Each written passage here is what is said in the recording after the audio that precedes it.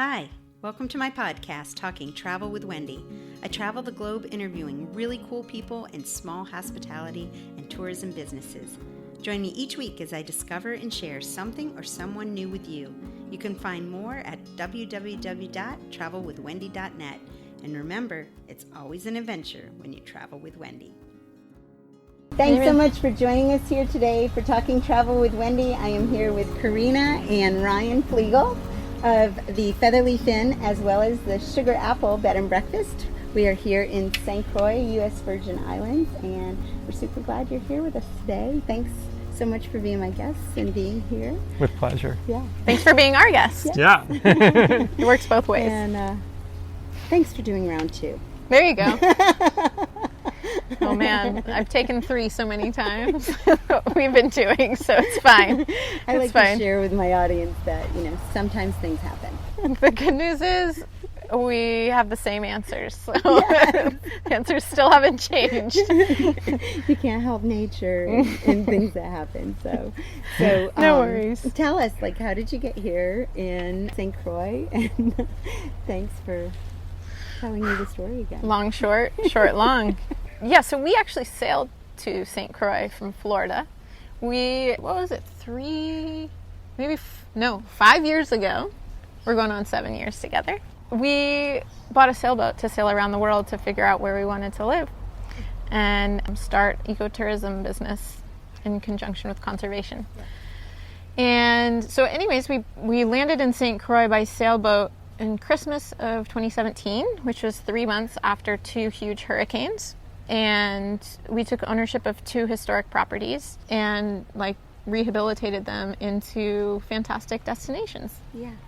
Yeah, that was our we goal. jumped right into renovation work and rolled up our sleeves and just room by room by room went through, kept the charm of what they were, but then put in the amenities and the upgrades that people want for their comfort. So we've got a really nice balance at the Sugar Apple Bed and Breakfast between an old and charming hotel that's also a comfortable place to stay with a saltwater pool, a good Wi-Fi, and air conditioning and a smart TV. Your background is in renovation, right? I've done a lot of property renovations, in California. Yeah. And Corinna is doing marine science. Okay. And so this is kind of like the nice blend of it all. Yeah, we found ourselves on an island. We both have a big conservation background, and we're excited to be working on reef restoration projects right now here in St. Croix, in addition to doing the hotel work that we're so busy with. Yeah, that's what we do all day, all night. Yeah. Your heartbeat to restore it historically is really admirable, and it's hard work. Yeah. There are no right angles, and you will not find a paint match, and there is no more of that brick. And so it's definitely you have to think creatively, and you also have to be true to the style of the building. Mm-hmm. And I think if you're European, you know that there are plenty of people who have rebuilt stone houses, but most Americans have not stayed in a place that is 260 years old. Yep. Yeah. So it was built in 1780. Mm-hmm. Yeah. And see, I remembered at that time. Yeah, this property was built in 1780, and the Featherleaf Inn was built in 1760. Oh, okay. Yeah. Okay. So I don't know if you can see the bricks in this shot, but the bricks that the steps are made of and on the edges here, those are Danish bricks. And the way that most of the Danish bricks got to the island were as ballast. Ballast is the counterweight to the top weight on ships. It's down in the bottom of the boat.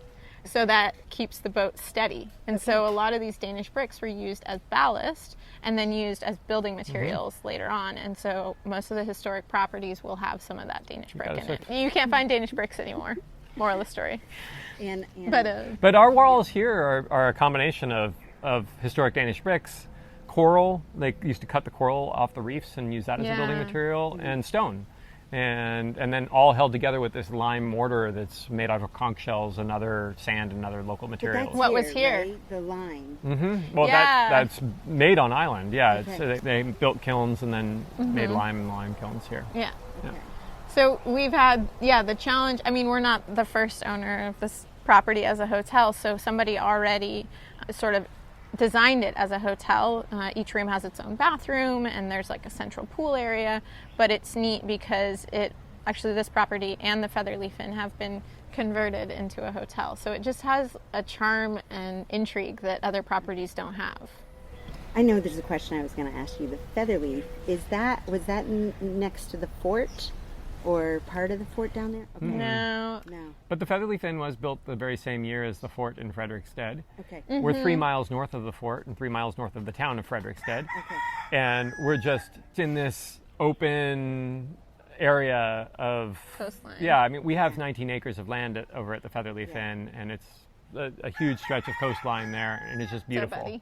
Yeah. Perfect. It's right on cue. Yeah. I talked about all the chickens in St. Croix. There's a lot of chickens in They're St. friendly Croix. chickens. Yeah. We have really good chickens. Yeah.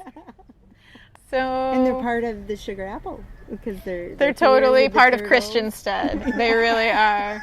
Although that one, yeah. That one's pushing his luck.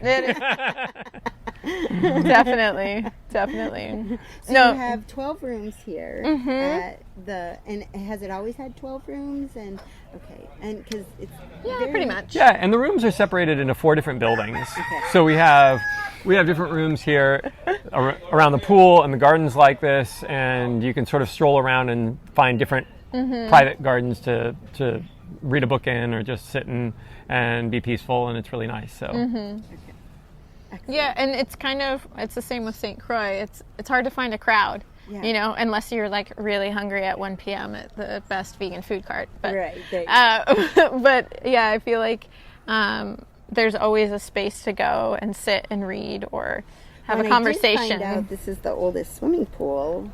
Oh, yeah. That this was the first swimming pool, I guess, in a hotel. Actually, fun fact about this swimming pool, when it was built, it was huge. Oh, really? I've seen a historic photo where the swimming pool basically came to the door of your room. Yeah. And there was hardly a little walkway around to get to from room to There's a room. wood You almost deck. had to swim your bags to your room. And at some point, they made the pool appropriately sized. It got a little bit smaller, which is great the way we like it now, because now there's space for some tables around the pool and so forth. Yeah. But yeah, once upon a time, it was really, really big right here. Yeah. Well, and I love the fresh breakfast. It was absolutely wonderful. Oh, and, great. Natalie, the manager, is really fun. She's fantastic. Enjoyed getting to know her. And, and then yoga on Sunday. on the veranda on Sundays. Wonderful. I'm so glad you got to do that. Yeah. Yeah, she's a lot of fun. Yeah, this is really a restful place too. Good. That I think people, like we were talking about earlier, they really need to unplug and not have a vacation from their vacation. So it's a good place to do that, to really unplug and maybe not be so connected to the internet. Yeah, exactly. Even though the internet is very good.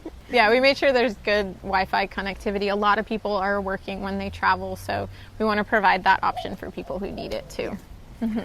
This is a great place to go if you want to come to St. Croix and have a vacation where you can walk lots of places.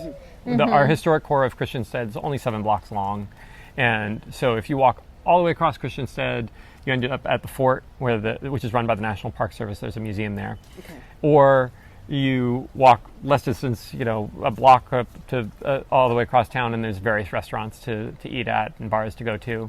And if you want to walk along the boardwalk is just a block and a half from here. So you can catch the seaplane as well and go to St. Thomas. But the boardwalk will take you past a number of restaurants, and also you can catch a boat to go out to Buck Island, which is one of the fun kind of outings from St. Croix. Yeah. It's just maybe a 20-minute boat ride to this uninhabited island where there's one of the best beaches in the Caribbean and really good snorkeling. Yeah. And so you go out and it's a good half-day or full-day adventure to go do that. But you don't have to drive to get there. You can just walk out of your hotel to do that, which is nice because we do drive on the left side of the road here. So if you're not as comfortable driving on the left side, that's okay. You can stay in Christiansted and still see some of the top attractions. Yeah. There's lots of things to do on the island. I mean, you can come here and you can go to the beaches, or the island changes a lot. We've got an island that's about 28 miles long. So it's not real big, but it's big enough to be substantial. And from the very eastern end of the island, it's dry desert with cactus and windswept coastline. And then you get to the west end where the Featherleaf Inn is, and it's rainforest, and it's lush, and things are growing, and the beaches are more peaceful because it's the leeward side of the island. and you can walk up to the lighthouse and take in the views from there, or sit on a beach under a palm tree and just enjoy the peacefulness of the Caribbean. Yeah, and I haven't been to a beach yet where it's been packed, not like Myrtle Beach was. Well, you might have 50,000 people on Myrtle Beach. We have 50,000 people living on the entire island. Yeah. So you're never going to get it where it's super packed here because there just aren't that many people on this island. Yeah. We have half as many people as we have the same number of people as St. Thomas, and we have about 3 times as much landmass as St. Thomas. So we're the biggest island of the U.S. Virgin Islands. We're the least touristy. More of the travelers are going to St. Thomas and St. John than St. Croix. Yeah. But I think that's the people that come to St. Croix. That's part of what we like about it, is that it's not the cruise ship mecca that St. Thomas is, and it's not every rental car is always out like St. John is. Although I was going to say it's important to reserve your rental car ahead of time, because there are these it's like boom and bust. Like all of a sudden, all the rental cars are gone. So it's good to reserve ahead of time if you want one. The other thing about crowds is people take their Sunday FUNday seriously here. Yeah. So I know we said there aren't crowds, but if you go to the beach on a Sunday, it might be packed because it's an important ritual and family event to go to the beach. Yep. And we really appreciate that. A day of rest. I loved walking around town today because I was able to get so many photographs and video. Yeah. There wasn't a ton of people down. It's peaceful in town on Sunday. I was able to write notes on where I want to go back to check shops and art shops and galleries and stuff without all the not that there's a lot of traffic. But I still didn't have like cars in my shots or anything. Yeah. And I could take beautiful Sunday pictures a lot's of closed. Yeah. You know, something that's really important in the Virgin Islands, St. Croix and the other islands too, is acknowledging people. Yes. And it's something that we like. We immediately embraced and felt very comfortable to us. But you're expected to say good morning or good afternoon to somebody when you see them. And it doesn't matter if they're a total stranger. And it doesn't matter if you're walking into a shop and they're shopping over there not even looking at you. It's a common respect that you offer to people to acknowledge that I see you. I know that you're here, and I know that you're a person, and I love that about this place. It's we're really sharing great. this space. I absolutely love that. Yeah. Walking around today, every person we saw said hello, how are you doing, or hi. Yeah. Yeah. And then there's that opportunity to connect or not, and just keep going. And there's no awkwardness about that. It's just it's a nice way to say, hey, courtesy. Here we are. Yeah. Yeah, excellent. Yeah. You have some exciting news to share about Sugar Apple. Yeah, we recently put it on the market for sale. We've decided that we really want to focus on the Featherleaf Inn as a event space and destination wedding space and conferences. And so we're doing some expansion out there, and so the idea of managing that expansion and continuing to operate this property just seems like it's a lot for us, and we'd rather simplify a little bit. This is a great place to own. It's a really, really wonderful little hotel. It's been a pleasure for us to see it blossom again, and we're looking forward to turning it over to whoever the next owner will be. But it's a good opportunity for somebody who wants to move to the Caribbean. Yeah, and have a turnkey. It's incredible. I mean, right now we're doing really well. We have great occupancy. We have reviews established. Things are going really well for this hotel. And a great manager too. So it's awesome really manager. It's really a wonderful opportunity for somebody. And if somebody acts right now, we'll throw in a free sailboat too. It's true. Have you ever wanted to move to the Caribbean, own a small bed and breakfast and a sailboat? Have we got a place for you? Actually, it's pretty neat because we're not sailing anymore now that we've moved here. And so we're happy to turn that over to somebody else and let that be their dream as well.